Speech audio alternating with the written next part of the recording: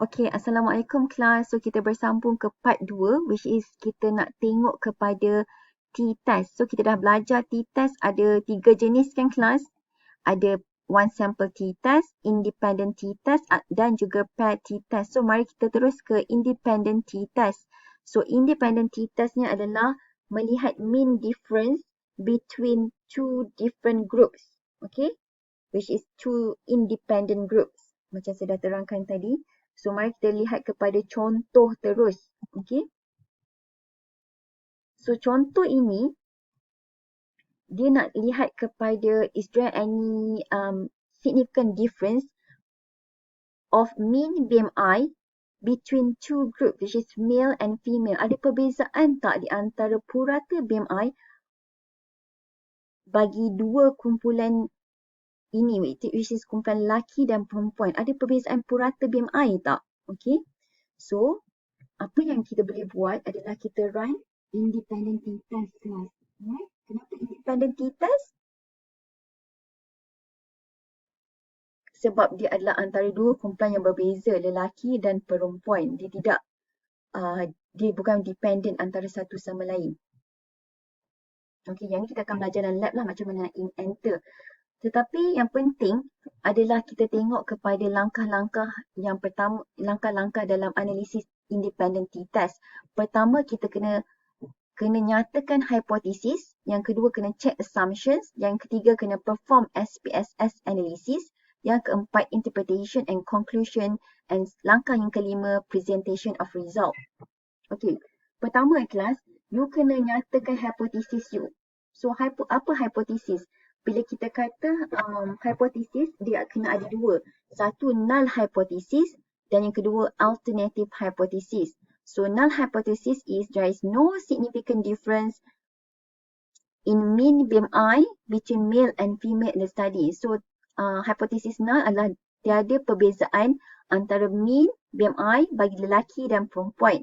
Alternative hypothesis, there is a significant difference in mean BMI between male and female in the study population. Yang kedua, kita check assumption, dia numerical data ke tidak. So mean BMI, dia adalah numbers. So dia adalah numerical data kelas. And then dia random samples dan dia adalah independent groups, which is between male and female, dia independent. Kemudian kita check assumptions dia juga, which is the normality. So kalau nak check normality, kita prefer menggunakan test of normality macam kita dah belajar, which is true. Test of normality, kita tengok kepada Kolmogorov kalau lebih daripada N lebih daripada 50. Okay, dan kita akan guna Shapiro kalau N kurang daripada 50.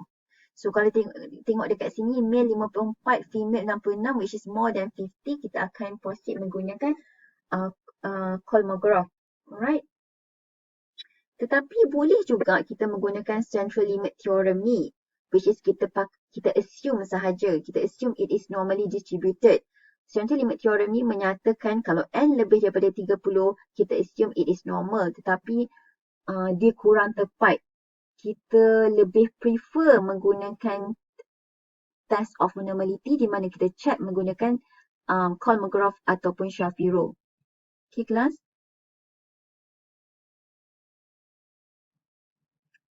Kemudian nombor 5, kita check equivariances.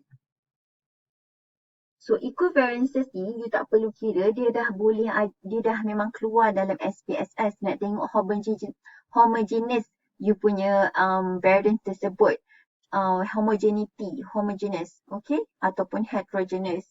So kalau you tengok dekat sini, nanti bila you run independent sample t-test, you akan dapat macam ni. Dia ada equivariance assume and equivariance not assume. Jadi, nak pakai yang mana? So, kalau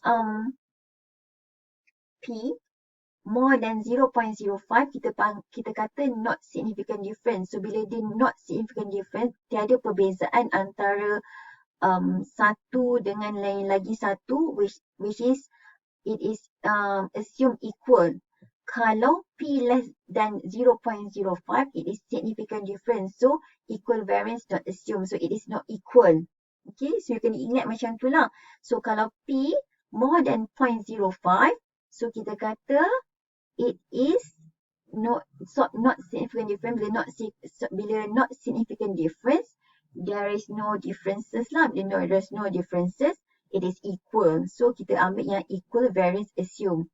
Alright, so kita baca yang ni, level yang pertama, dan kita tengok kepada nilai T dia, which is negative 1.929, degree of freedom dia 118, and then this is the most important part, significant t-test dia. So, bila significant t-test dia 0.056 kelas, so 0.056 adalah kurang ataupun lebih daripada 0.05. Dia adalah lebih daripada 0.05. Sekiranya lebih daripada 0.05, it is not significant different. Okay. Tiada perbezaan antara BMI bagi lelaki dan perempuan. Therefore, kita punya statistical decision adalah we do not reject the null hypothesis, which means we accept the null hypothesis that there is no significant difference between mean BMI of the male and female. Okay. Dan kita juga boleh, okay saya terlupa, dan kita juga boleh tengok confidence interval dia. Kalau confidence interval dia termasuk nilai kosong, dia juga adalah tidak significant difference. Alright. So this is what we call by confidence interval crosses the zero.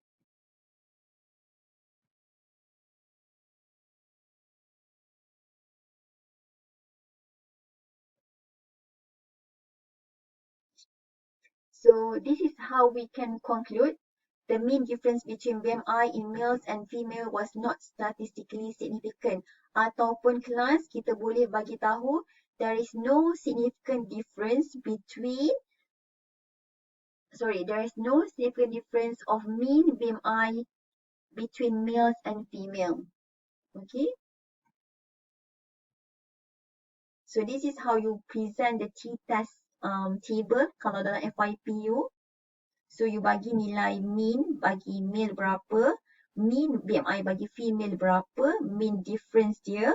Okay. Mean difference tu nilai T tadi. Nilai mean difference, nilai T statistik dia. Okay. And the P value. Okay, next kita pergi kepada paired t-test. Okay, so paired t-test, kita dah tahu apa itu paired t-test. Bermaksud kita tengok perbezaan sebelum dan selepas kita melakukan sesuatu treatment dalam kumpulan yang sama. Okay. So sama juga kita kena ada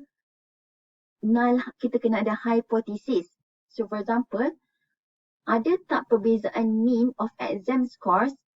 Does the mean of exam scores differ between and after intervention? For example, remedial class macam tuition class, ada tak perubahan mean exam scores sebelum dan selepas diberikan tuition class?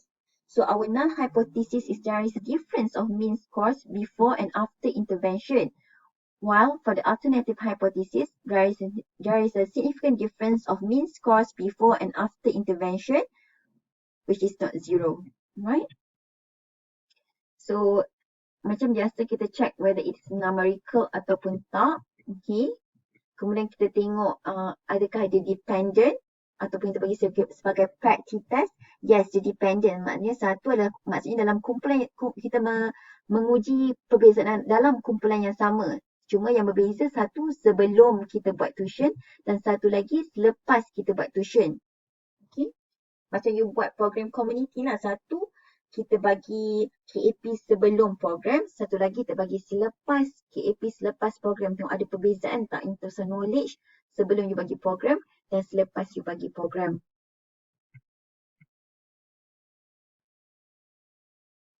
So bila you run paired t-test, you akan dapat macam ni lah. Post dia, markah sebelum, markah selepas tuition dapat 92 markah, 0.33. markah sebelum tuition dapat 89.6 markah. So secara mata kasar kita nampak ada peningkatan daripada segi purata skor exam. Cuma adakah dia statistically significant ke tidak? Kita kena check apa kelas, kena tengok dia punya significant value. So kita tengok significant value dia. Okay, ni mean dia perbezaan antara sebelum dan selepas ada perbezaan sebanyak 2.733 di mana kita tolak saja 92.33, tolak 89.6, you akan dapat 2.733. Okey. Ni confidence interval dia. Dan kemudian kita pergi p-value. P-value dia 0.013 kelas. So bila 0.013 dia kurang ke ataupun lebih daripada 0.05? Dia kurang daripada 0.05. Bila kurang daripada 0.05, dia adalah significant. Bila dia significant, bermaksud there is a significant difference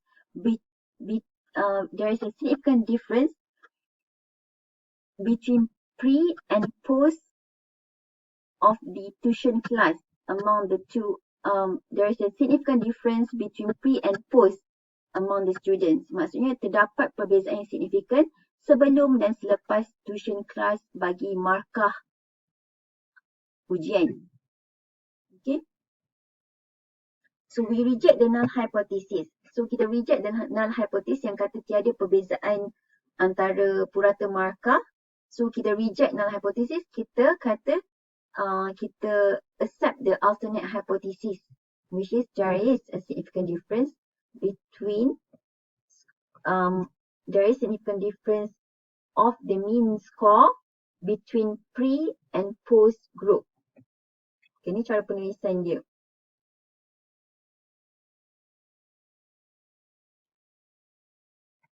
Jadi ini adalah summary keseluruhan untuk hari ini kelas, di mana sekiranya kita nak tengok perbezaan antara kumpulan A dan kumpulan B. Okey, nak tengok beza antara kumpulan A dengan kumpulan B, dia adalah kumpulan yang sama ke kumpulan yang berbeza kelas? Kumpulan yang berbeza. Satu A, satu B. Jadi bila nak tengok kumpulan yang berbeza, kita guna independent t-test. Kemudian, katakan kita buat randomized control trial, which is kita bagi treatment kepada kumpulan A ini. Kita bagi treatment, katakan kita bagi minum madu, nak tengok ada penurunan kolesterol ke tidak. Okay, so kumpulan A ni minumlah madu untuk 3 minggu. Okay, minum madu untuk 3 minggu. Lepas 3 minggu, kita check dia punya kolesterol level. Okay, so kita check kolesterol level sebelum bagi madu dan kita check kolesterol selepas bagi madu. Ada perbezaan tak in terms of kolesterol level dia. So, bila tengok perbezaan kolesterol level dalam kumpulan yang sama, which is satu sebelum pre, satu lagi post intervention, kita gunakan pair t-test. Okay. Kalau kumpulan B, which is kumpulan placebo ataupun kumpulan control, kita nak tengok intervention, kita nak tengok kita tak bagi apa-apa treatment. So, kita dalam masa 3 minggu selepas tu kita check juga dia punya kolesterol level. Okay. So, kita tengok ada perbezaan tak selepas 3 minggu bagi kumpulan placebo ini in terms of kolesterol level dia. So, antara kumpulan yang sama pre and post, kita guna pair t-test. Kemudian kita check kolesterol level bagi kumpulan A, ada beza tak dengan kumpulan B selepas treatment. So, kita write independent t-test sebab kumpulan yang berbeza. Okay. So, harap semua faham perbezaan antara t-test dan independent t-test. Okey, jangan lupa buat latihan untuk menambahkan kefahaman dan siapa yang tidak faham boleh terus WhatsApp saya untuk mendapatkan keterangan lebih lanjut. Alright, kelas. Selamat mengamalkan madu. Tiba.